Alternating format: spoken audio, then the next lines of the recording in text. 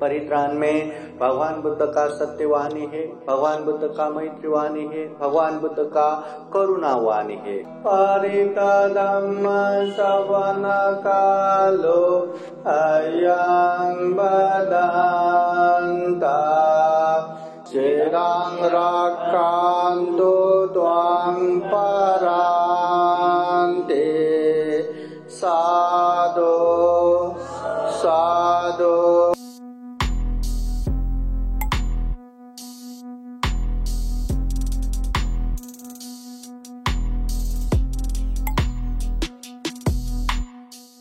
महाकारुणिक तथागत भगवान बुद्ध को त्रिवार वंदना। महाकारुणिक तथागत बुद्ध द्वारा देशित सुआख्या धम्म को त्रिवार वंदना। महाकारुणिक तथागत बुद्ध के आर्य श्रावक संघ को त्रिवार वंदना। परम पूजनीय डॉक्टर बाबा साहब अम्बेडकर आज के विशेष ये कठिन जीवन दान के उपलक्ष्य में ये प्रभातकालीन महापरित्राण पाठ का ये कार्यक्रम है। इस कार्यक्रम में उपस्थित पूजनीय प्राध्यापक डॉक्टर खेमदमो महाथेरो भंते जी को त्रिवार वंदना।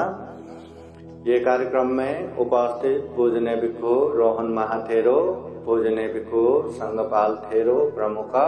पूजनीय भिक्षु संघ श्राम निर्गण और संपूर्ण प्रत्यक्ष अप्रत्यक्ष जुड़े हुए संपूर्ण उपासक उपासिकाएं, आप सभी के जीवन में खूब खूब सुख हो, शांति हो, मंगल हो, कल्याण हो, ऐसी कामना करते हुए पूजनीय भिक्षु संघ विशेष रूप से ये परित्राण पाठ कर रहे हैं।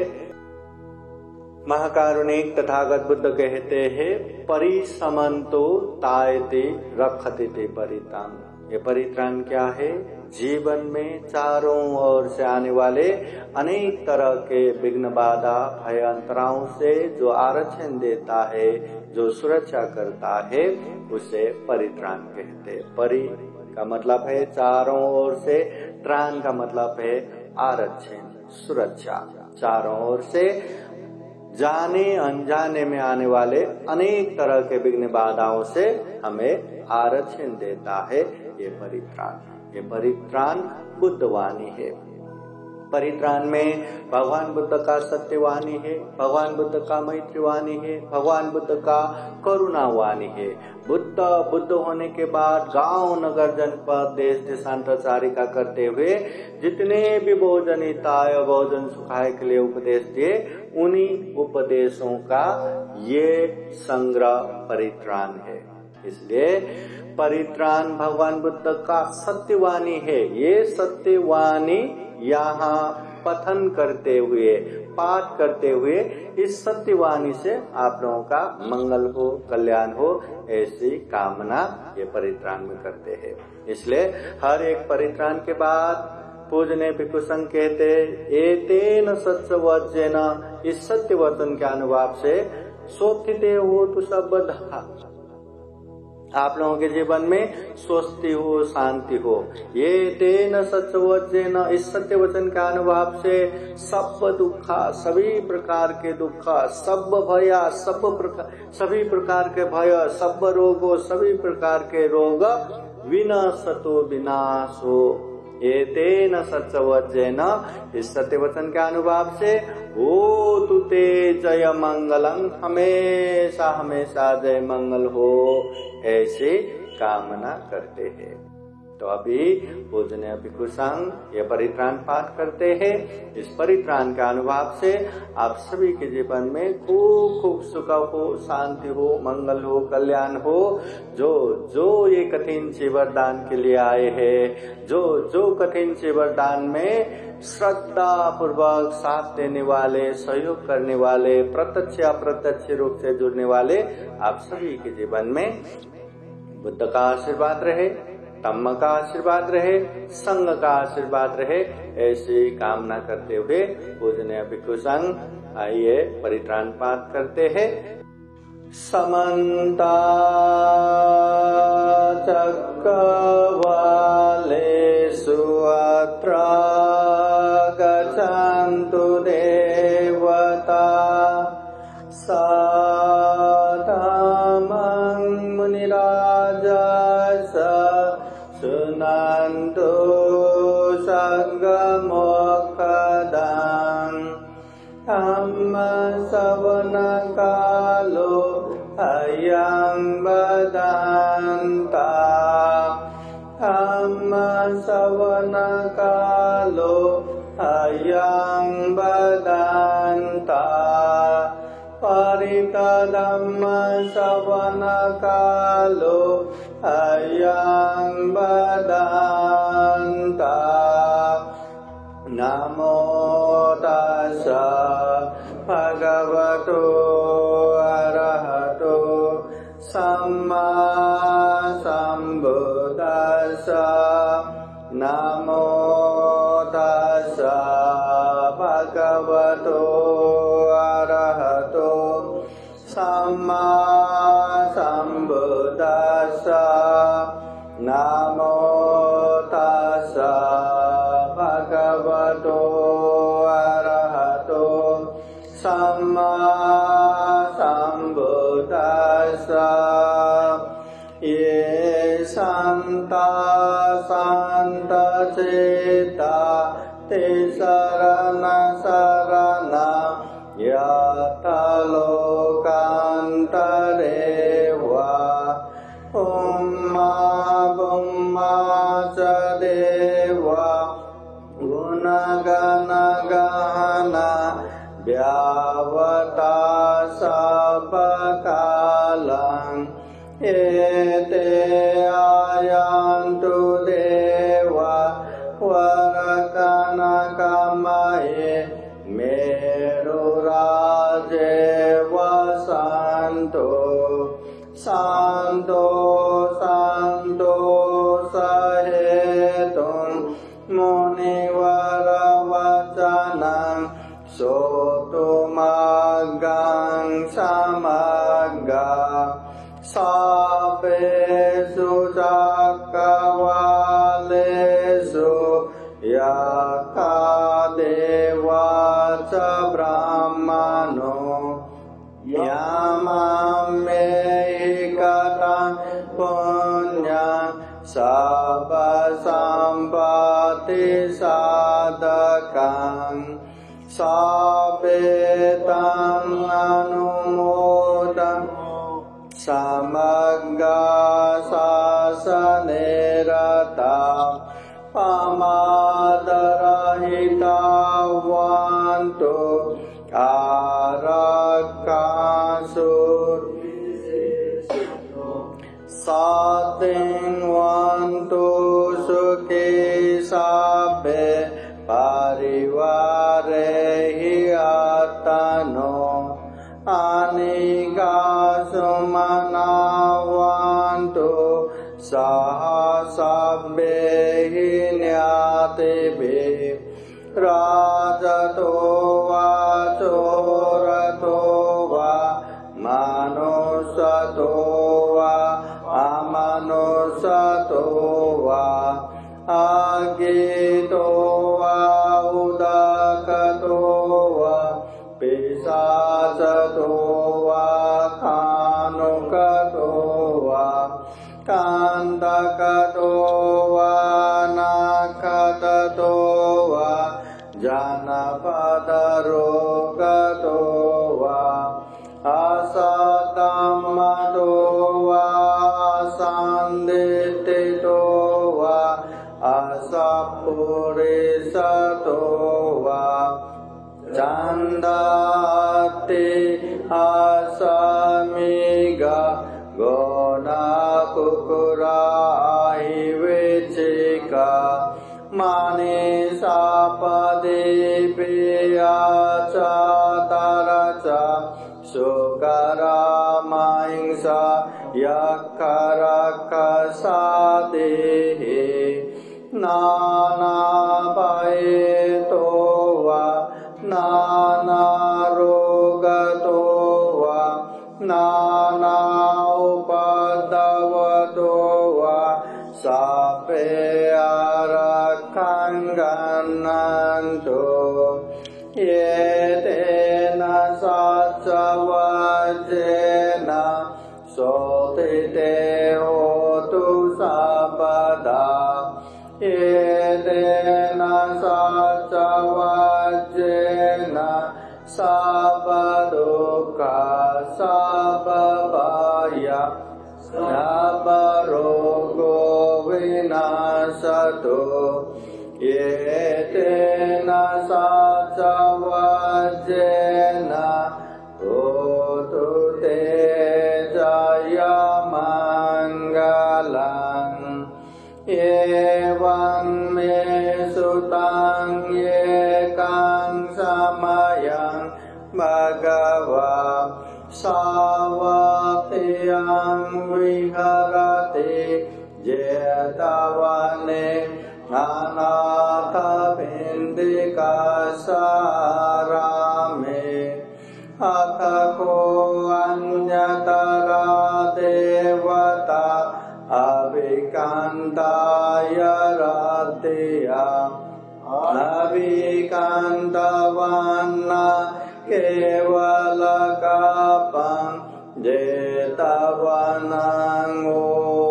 जेतवनमुपासेत्वा येन भगवतेनुपसङ्गमे उपसङ्गमेत्वा भगवन्तं अभिवादयित्वा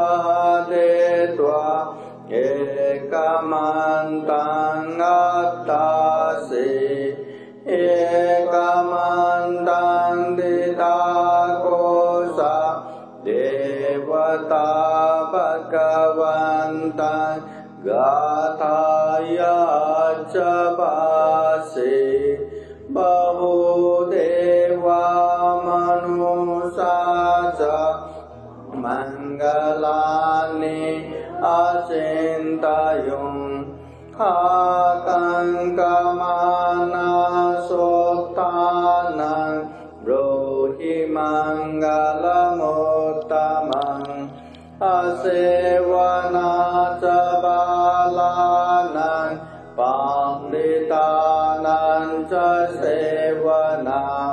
पूजा च पूजनीयानां एतं मङ्गलमुत्तमम्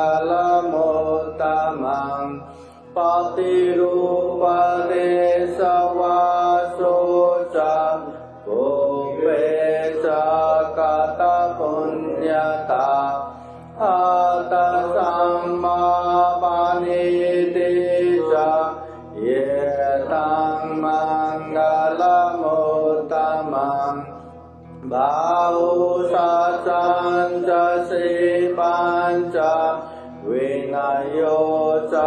सुशिक्षितो सुभाषिता च यावाचा एतं मङ्गलमुत्तमम् माता पितुपथानं पुत्रदारससङ्गो अनाकुला च गम्मन्ता एतं मङ्गलमुत्तमम् दानं च धम्मचर्या च ज्ञातकानां च सङ्गो अनवद्यानि कर्माणि एतं मङ्गलमुत्तमम् आरति विरति पापा मज्जपाना च संयमो अपमादो च धम्मेषु एतं मङ्गलमुत्तमम् गारवो च निवातो च शान्तो ते च कथान्युता कालेन धम्मश्रवणम् एतं मङ्गलमुत्तमम् कान्ति च सोवच सदा समनानां च दर्शनं कालेन धम्मशाखा च एतं मङ्गलमुत्तमम्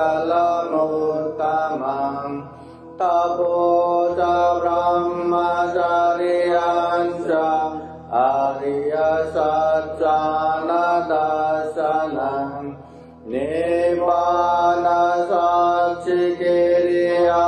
च एतं मङ्गलमुत्तमम् पुतस्य लोकनं मेहि चित्तं यशनकम्पते अशोकं विरजं क्षेम एतं मङ्गलमुत्तमम् एतादृशानि गत्वा न सपत्तमपराजिता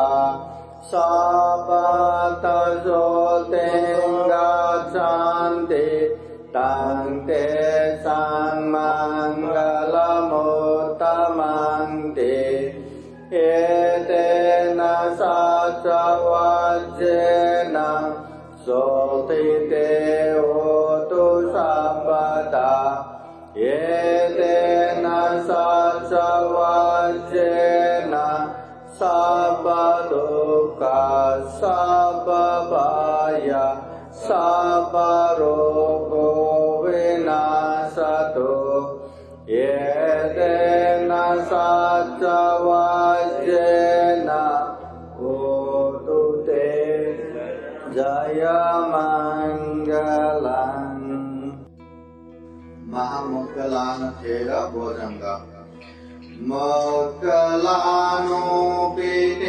मङ्गलानोऽपितेरोऽयं परितं मुनिशान्तिका श्रुत्वा तस्मिन् खनेयेहो अहोसि निरुपतवो भोजङ्गबलसंयुतं परितं तं वनामहे एवं मे श्रुतं एकं समयं भगवान् राजगणे विहरति वेरोवने कलन्दकनिवापे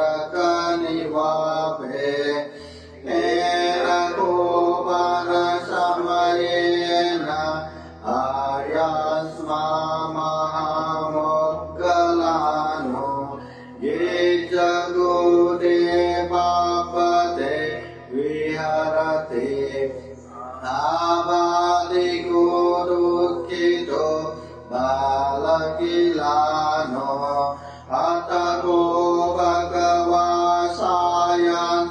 समयं पतिसल्लाना भूतितो येनायास्मा महामङ्गलानो येनोपसङ्गमे उपसङ्गमेत्वा पाण्यते आसने निषेधे निसज्जको भगवा आयास्मन्तं महामङ्गलान् एतदवोच कांसिते मोक्कलान् खमनीयं काक्षयापनीयं काक्षिदुःख वेदना परिक्रमन्ति नोपतिक्रमन्ति पतिक्रमोसान पञ्जायते नो अविक्रमोति न मे पन्ते कमनीय न यापनीय बाला मे दुःख वेदना अविक्रमन्ति नोपतिक्रमन्ति अविक्रमोसान पञ्जायते नोपति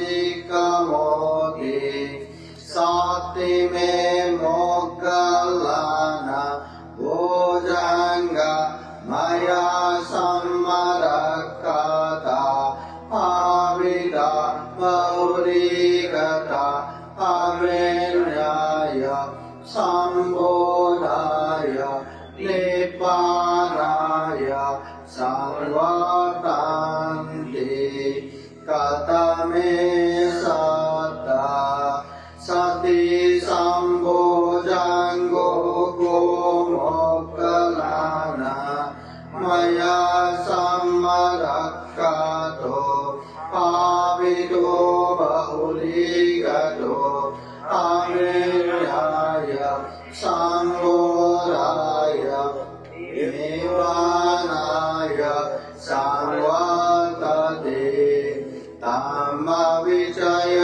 सम्भोजङ्गो होमोक्खलाना मया सम्मदक्खातो पावितो बहुलीगतो आमेर्याय सम्बोधाय निवानाय संवर्तते वीर्य सम्भोजङ्गो होमोक्खलाना मया सम्मदक्खातो पावितो बहुलीगतो आमेर्याय सम्बोधाय निवानाय संवर्तते इति सम्भोजङ्गो गोमोक्खलाना मया सम्मदक्खातो पावितो बहुलीगतो आमेर्याय सम्बोधाय निवानाय संवर्तते पश्यति सम्भोजङ्गो गोमोक्खलाना मया सम्मदक्खातो पावितो बहुलीगतो आमेर्याय सम्बोधाय निवानाय संवर्तते समाधि सम्भोजङ्गो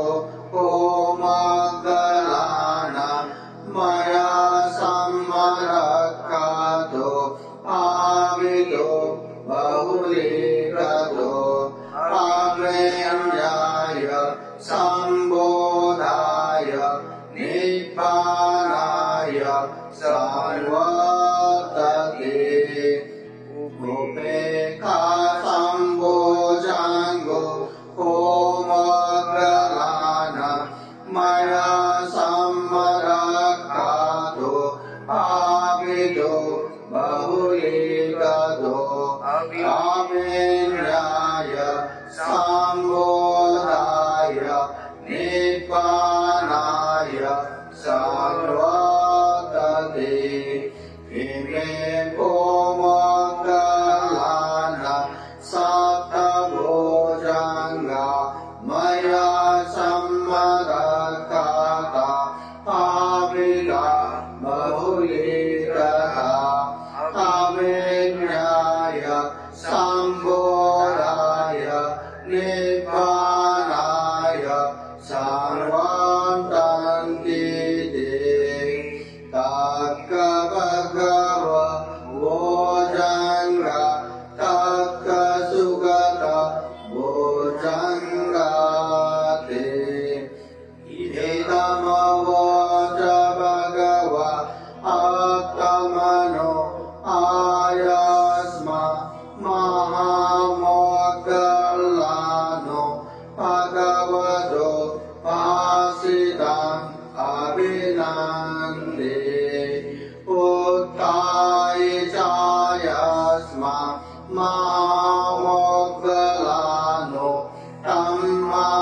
आबादा तथापयेनो चायस्मतो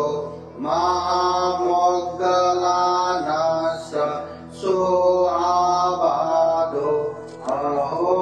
अहोसेते येन साजवजेन सोते देवो दुषापदा येन साजवजेन sabba-dukkha sabba-bhaya sabba-rogo vinasatu yetena saca vajrena odute jaya mangalam. Mahacundathera Bodhanga. Evam me sutang yekang samayang bhagava rajagahe vinakati Veluvane kalandakani mape tena bhovana samayena bhagava abadigo hote dukkito balagilano atako ayasma mahajundo sayagna samayang papisallana utito kena bhagavate upasangame tva bhagavantang abhivadetva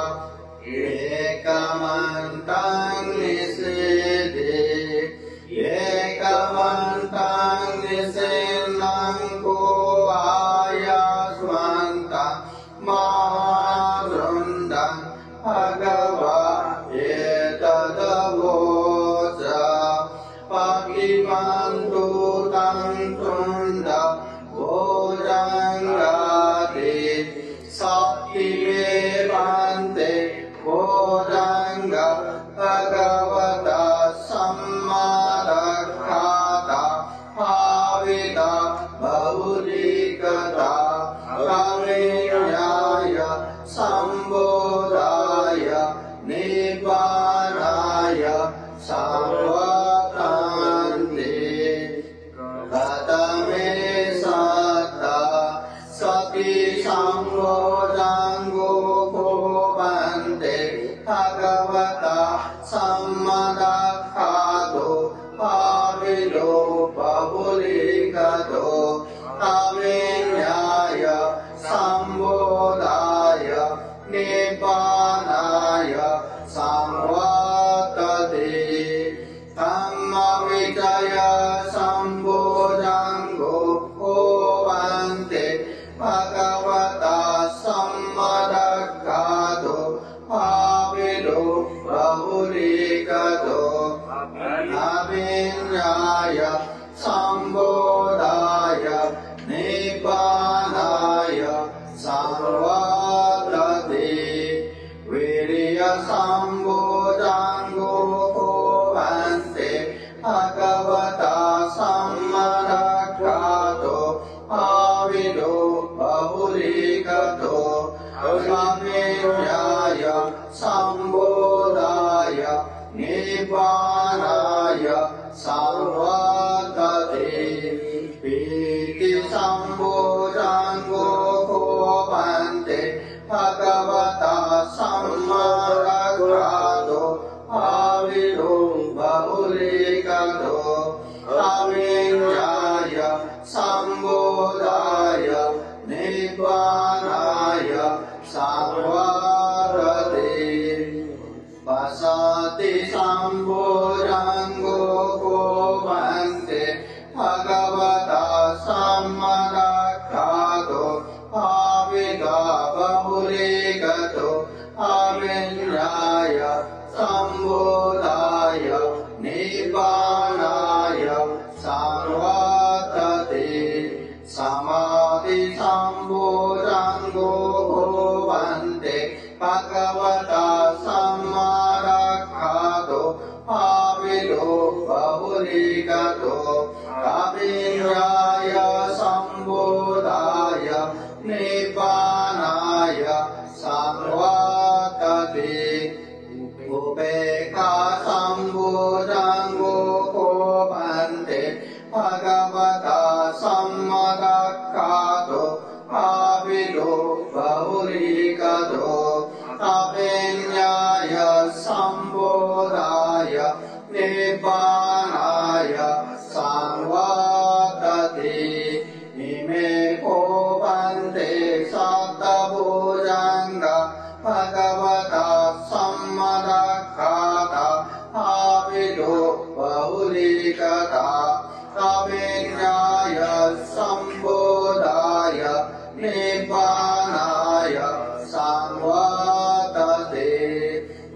Kakachundabojanga Kakachundabojanga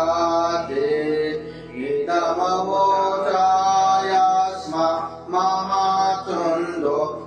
Samanunyo Satta Ahosi Uttaita Bhagava Tammapada Tatapahinoja Bhagavato Soabado Ahositi Yetena Satavachena Sotise Hotu Sabada Yetena Satavachena Sabaduka Sababaya Sabarogo Vinasado Yetena Satavachena Odudendaya Mangalam Tannankaro Mahaviro Medankaro Mahayaso Saranankaro Lokayito Depankaro Judendaro Kwandanyo Janapamoko Mangalo Purisasabo Sumano Sumano Tero Revato Rativatano Sobito Guna Sampano Anomadase Janotamo Padumo Lokapachuto Narado Varasarate Padumo Taro Satasaro Sumedo Akapukalo Sujato Sabalokago Piyadase Narasavo Atadase Karoniko Tammadase Tamonodo Siddhato Asamoloke Teso Varada Sangvaro Hoso Varada Sambuddho Vipasecha Anupamo Sikhi Sabaito Sata Vesabu Sukadayako Kakusando Satavaho Konagamano Rananjaho Kasapo Siri Sampano Gotamo Sakya Bungao Te Sansachena Silena Kandi Metta Balena Cha Te Pidwang Anurakanto Arogena Sukena Cha Te Sansachena Silena Kandi Metta Balena Cha Te Pidwang Anurakanto Arogena Sukena Cha Te Sansachena Silena Kandi Metta Balena Cha Te Pidwang Anurakanto Arogena Sukena Chati Yetena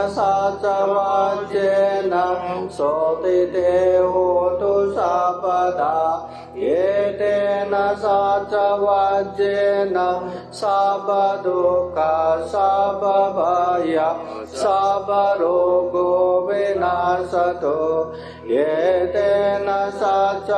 Satavajena Hotu Te Jaya Mangalam Mahakaruniko Nato Itaya Sabapanina Pure Tva Parami Sabba Pato Sambote Mutama Yetena Satavajena Hotu Te Jaya Mangalam Jayanto Bodhiyamole Sakyanang Nandivadano Evan Duyang Jayo Hotu Jayasu Jaya Mangale Sakatva Buddharatana ओषधं उत्तमं वरं एतं देवमनुशानं भूततेजेन सोतिना न सन्तु बद्धवा सभ्ये दुःखा उपशमयन्तु ते सक्कत्वादमरतनं ओषधं उत्तमं वरं परिलाहोपशमनं धम्मतेजेन सोतिना न सन्तु बद्धवा सभ्ये भया उपशमयन्तु ते सक्कत्वा संगरतनं ओषधं उत्तमं वरं पाहुनय्यं संगतेजेन सोतिना न सन्तु बद्धवा सभ्ये रोगा उपशमयन्तु ते यं किञ्चिरतनं लोके वेजति विविधा भूतो रतनं बुद्धसमं नास्ति तस्मात्सोते भवन्तु ते यं किञ्चिरतनं लोके वेजति विविधा भूतो रतनं धम्मसमं नास्ति तस्मात्सोते भवन्तु ते यं किञ्चिरतनं लोके वेचते विविधा भूतो रतनं संगसमं नास्ति तस्मात्सोते भवन्तु ते नास्ति मे शरणं अन्यं बुद्धो मे शरणं वरं एतेन सच्चवज्जेन भूतु ते जयमङ्गलं नास्ति मे शरणं अन्यं ब्रह्मो मे शरणं वरं एतेन सच्चवज्जेन भूतु ते जयमङ्गलं नास्ति मे शरणं अन्यं संगो मे शरणं वरं एतेन सच्चवज्जेन भूतु ते जयमङ्गलं सवेतियो विभाजन्तु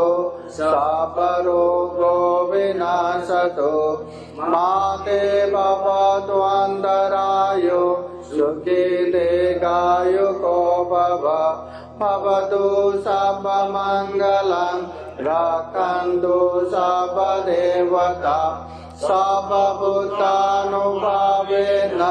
सदा सोते भवन्तु ते भवतु सर्वमङ्गलं रक्षन्तु सर्वदेवता सर्वधर्मानुभावेन सदा सोते भवन्तु ते भवतु सर्वमङ्गलं रक्षन्तु सर्वदेवता सर्वसङ्गानुभावेन सदा सोते भवन्तु ते न खतयकभूतानां पापगो निवारणं परितसानुभावेन हन्तु तेषां उपतवे देवो वसतु कालेन स्वसम्पत्ति हेतु च हेतु भवतु लोको च राजा भवतु धार्मिको आकाशता च भूमता देवानागमहिन्द्रिका पुण्यं अनुमोदित्वा चिरं रक्षन्तु बुद्धशासनम् आकाशता च भूमता देवानागमहिन्द्रिका पुण्यं अनुमोदित्वा चिरं रक्षन्तु धम्मदेशनम् आकाशता च भूमता देवानागमहिन्द्रिका पुण्यं अनुमोदित्वा चिरं रक्षन्तु त्वां परान्ते साधु साधु साधु बुद्धं नमामि। धम्मं नमामि संघं नमामि अहं वन्दामि सर्वदा। सबका मंगल हो, सबका कल्याण हो, सुखी हो, सुखी हो, सुखी हो। साधु साधु साधु। बुद्धं नमामि, बुद्ध को नमन करता हूँ। धम्मं नमामि, धम्म को नमन करता हूँ। संघं नमामि, संघ को नमन करता हूँ।